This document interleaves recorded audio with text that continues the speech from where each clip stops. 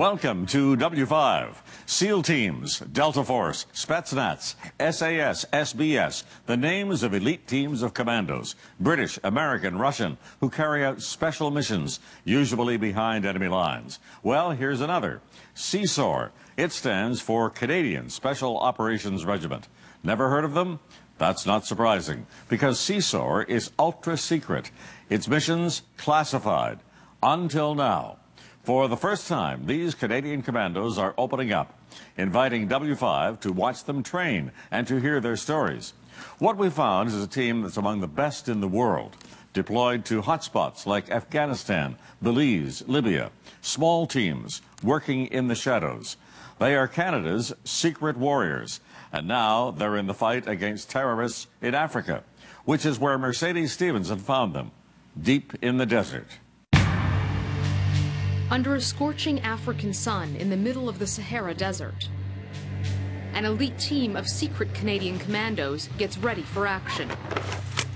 These are the troops Canada sends into the toughest missions, to take out high-value targets, to rescue Canadians, to go where no one else dares. Their official name, the Canadian Special Operations Regiment, csor.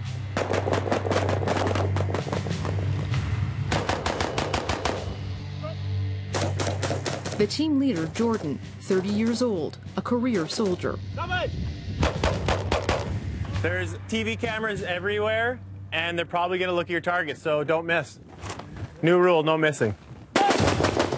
They make it look effortless, but to move, shoot, reload, and shoot again with that kind of speed and precision is a skill that takes years to perfect.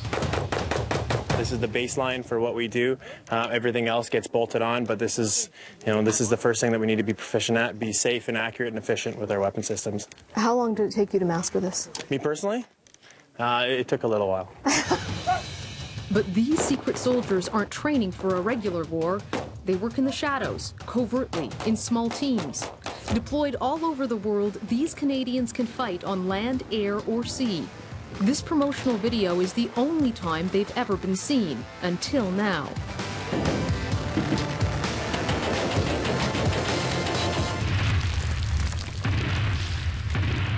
You engage in very dangerous situations. When you are shooting your firearm in real life, what's going through your head? That's part of why we do these drills, is to make sure it is second nature, and we don't have to think about it, because if you have to think about your shooting, you're not thinking about the enemy shooting back at you. At 34, Steve, a corporal, is already one of the oldest on this team. Steve, why did you join the Canadian Forces? I saw it as a challenge, and I've always dreamt of it when I was a little guy, about being in the Army. Oh, zero. It's a long way from the degree in fashion marketing he got before joining csor. After my tour in Afghanistan, I came back and I decided that I was gonna give it a shot. A lot of people think of the Special Forces community as these muscle-bound, super jocks that go around and think they're better than everyone else. But in reality, we're pretty much, regular dudes that just hang out, go do our job. It's just our job is slightly different. That's all it is. Slightly different? Try dangerous and shrouded in secrecy. We can't show you these operators without their sunglasses or hats, and we can't tell you their last names.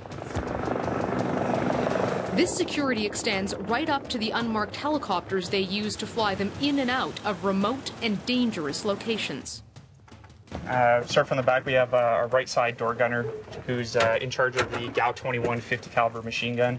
The 35-year-old pilot, Jamie, a captain, shows us around his Griffin. Sorry, what would you use this gun for? Because these bullets, if we can get a shot of them, are massive. Like, they're the size of my hand. They're self-defense. It's for self-defense out here, so we'll employ it for self-defense reasons. What kind of scenario would you need to use self-defense in? If someone's shooting at us, if someone is engaging us with a type of weapon system, we can use self-defense in that scenario. Sounds vague. Truth is, Jamie can't tell us when, where, or if he's ever used these weapons. csor's missions are classified. What we can tell you, in Afghanistan, these were the men sent on covert operations against the Taliban. Is it hard to explain what you do to your friends or your parents? You can't just go to your friend who works in an office 9 to 5 and say, yeah, well, I'm going to be gone for a couple months and I'll catch up with you later. And then he asks questions and you're, well, I can't really say exactly what I'm doing. And so it makes it awkward. So what does it take to join one of the most elite military regiments in the world? Lieutenant Colonel Hank Celeste is CSOR's commanding officer, and one of the few we don't have to disguise. Within the military, we're very much a performance-oriented culture, and it's always that fear of failure that prevents a lot of guys from just, taking that chance and stepping forward. So I always tell the guys that is the biggest criteria for success, is just taking that step forward and applying. Details about the selection process for those wanting to join are classified, but the operators confirm it's grueling. Weeks of pure hell. On a scale of 1 to 10, where 1 is really easy and 10 is extremely difficult, how hard was that training? Oh, well, I'm gonna make myself sound really good about this. So yeah, it's I'd say 11, really. Yeah, it's an 11. It's really hard. I personally wanted to succeed this, so there was no way of me quitting. So it's that kind of attitude you have to go in with it, and you also have to be fairly intelligent. They test you thoroughly, mentally and physically. Is there a certain kind of person that is most likely to get selected? You've got type A personalities who are hugely invested in their jobs, and they just want to knock it out of the park, right? So why are they here in the middle of the Sahara Desert? Counterterrorism training in Africa. For the first time ever, they've allowed television cameras behind the scenes on one of their missions. We're in Niger, a West African country that is one of the poorest in the world, yet full of friendly faces. Je m'appelle Mercedes. Moi, je m'appelle Suleiman. Suleiman? Niger is aligned with Western nations, but at a huge risk. This is Agadez, a historic town in the Sahel region of Africa, and the heart of the new terrorism spreading across the Sahara, a breeding ground for militant groups like AQIM, Al-Qaeda in the Islamic Maghreb. The threat is to the local population, as well as foreign aid workers and tourists who have been kidnapped and held for ransom. That's why just a few kilometers from here, Western militaries have gathered to teach their African allies counterterrorism techniques on Exercise Flintlock. An annual military exercise, and this year, 18 Western and African nations invited here by the government of Niger, working, training, and living together at desert military bases like this one near Agadez. It's all been organized by the Americans. James Linder is the Special Forces General in command. At the end of the day, whether you're in Niger or any other country, it's the host nation's problem. It's their fight. It's their effort. You're getting in before things escalate. We want to be here well before they escalate in hopes that they don't escalate. He worries this entire region of Africa is at a dangerous tipping point. With kidnappings, arms smuggling, bank robberies, violent extremists are well-funded and well-armed. In Niger, May 2013, suicide bombers kill at least 20 people. And in neighboring Mali in 2013, Al-Qaeda tried to take over the country. Niger worries they're next. And few understand more about how these extremists operate than former Canadian diplomat Robert Fowler. This fanatic, known to Fowler as Omar 1, was one of his kidnappers, an Al-Qaeda terrorist. As he's shaking his finger, what's he saying to us? This is to tell you that the Mujahideen, the warriors of God, are ready to do what's necessary to spread God's word. In 2008, while on a UN mission in Niger, Fowler and fellow UN diplomat Louis Gay were abducted at gunpoint and thrown into the back of a truck. The whole thing happened in about 40 seconds. Very slick, very professional. They were held captive in the African desert for 130 days. How do you get through the day in that situation where you're thinking that at any moment these people could decide to kill you? Mm-hmm. And some of them said they would. Omar, too, would constantly say to us, we would really like to be cutting you up in little bits, but unfortunately the boss won't let us.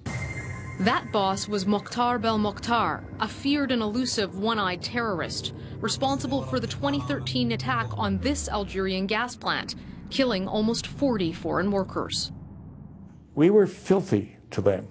We were obscene. We were decadent Western apostates. They would get physically ill. And, I mean, in the trucks when our shoulders had to rub against their shoulders. They really hated us with a passion. I think what you're saying would surprise a lot of Canadians. They don't think people hate Canada, no, but they hated you. They really hated us. They believed we were evil. Mm-hmm. Mokhtar is still alive, most likely still recruiting, even winning over some of our own. Two young Canadians from London, Ontario, Christos Katsouribas and Ali Medlej, died in the Algerian attack, newly converted mujahideen. But these groups then are actively targeting young Canadian men. Right. It doesn't take a lot of these guys to do something horrible. How worried should we be? I think we should be much, much more worried than we are. That's why CSOR's training mission here in Niger is so important. We follow along as they teach these Nigerian soldiers the basics of shooting. Ok les gars, rapprochez-vous pour le brief. Garde la position que Jesse prend. Ne rien ne change. Armée chargée! Tirez! They share the reconnaissance and sniper skills. You go through the basic sniper course. 26-year-old sniper Jesse gives us some insider tips. The actual shooting is a very small part of actually being a sniper, which is unfortunate, but true. So what's the larger part that they're looking for when you're going through a sniper course? Building up your position. So putting lots of stuff between you and the target is what we call depth, and it makes it harder for the target to see you. 2-on-1! Canada's most critical contribution to flintlock, strategy and tactics. Jeff, a major, is the Canadian Task Force commander. What are some of the skills that you would be teaching them? We force them to work together to conduct things like raids or ambushes, so surprise attacks, which is a very important skill for them. These African soldiers are learning how to plan a raid on terrorist cells. The Canadian commandos show them how a helicopter can survey and track the enemy's secret hiding spots, caches of water, fuel, and weapons in the desert. Colonel Noma is the Nigerian zone commander in Agadez. The Canadian soldiers are very professional, very courteous, and we're very happy to be living with them here. We're getting the trees and everything put in through here. And these toy soldiers? Looks like child's play, but it's serious business. Jordan is teaching the Nigerians how to plan an attack. So the 1st Nigerian platoon, Lieutenant Jabril, comes up into the assault position. The vehicle should be moved. Vehicles are going to come up? Should be moved. Yeah. Okay. Today, everyone is gathering to analyze the final battle plans and to put on a show. These Nigerians never fail to make a grand entrance. And the Mauritanians. These are proud professional armies with their own traditions. The Africans usually don't work together, but facing dangerous terrorists, they have no choice. And the Canadians, watching from the sidelines, will hopefully manage to keep this coalition together. The stakes are high. Robert Fowler's captors came from across Africa. If the jihadis are uniting, sharing best practices, operating in common, and sharing intelligence, we'd better do that too. And that is what exercises like Flintlock are building, and it's very important. Next, targeting the terrorists. The men and women of the regiment are very strong-willed people. And winning the gratitude of new allies. We're humans and we're soldiers, right? And we all do the same job. When